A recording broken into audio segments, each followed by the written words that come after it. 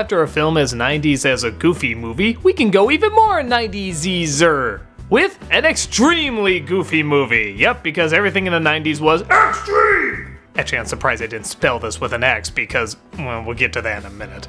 I guess in a sense, this is exactly what I think of when I hear direct-to-DVD sequels, or at least what I thought they were going to be before they started doing the big popular movies. Goofy movie was a modest success, and it did pretty well on VHS, so it kind of figured to do a direct-to-DVD movie. That's just kind of what they did back then. And honestly, you get what you'd expect a movie like this would offer. It opens with Max and his friends getting ready to go off to college. Goofy once again is having a hard time as a loving parent letting go of his kid.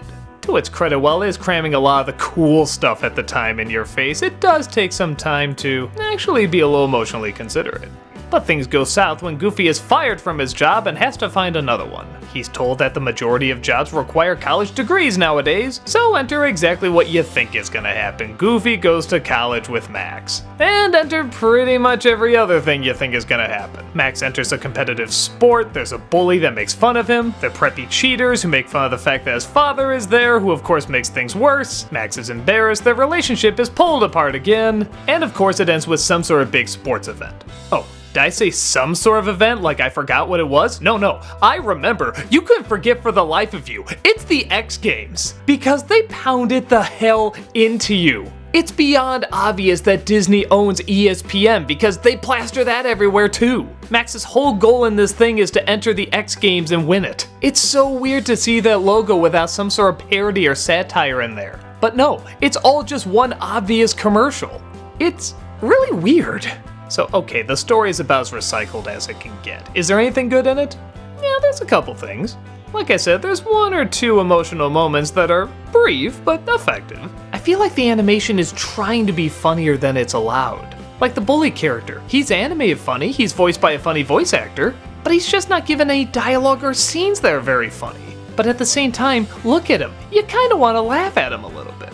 Goofy also starts a bit of a romance with this librarian who's also a little quirky and awkward. And again, look at how she's animated. You do kind of want to laugh at her.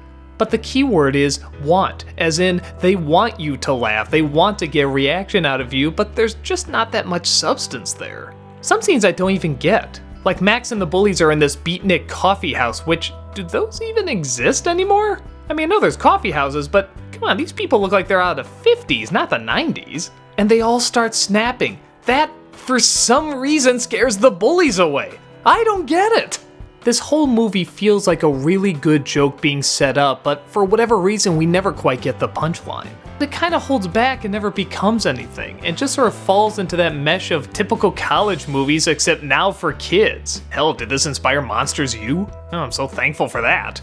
I don't think these are as entertaining as Disney thinks they are. It just kind of feels like opportunities that are never fully taken advantage of. And speaking of which, I'm just gonna say it, I miss Roxanne.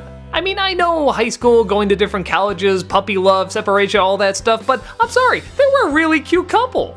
Couldn't the movie have been about that? Maybe about them breaking up or deciding whether or not they wanted to stay together or going to different schools? You know, actual interesting stuff that some kids may need to know when going to college? But nope, it's all about being the sports star and trying not to be embarrassed by your wacky parents. I'd see this only if you're a die-hard Goof Troop fan or, I don't know, an example of a movie trying to save itself despite a bad script.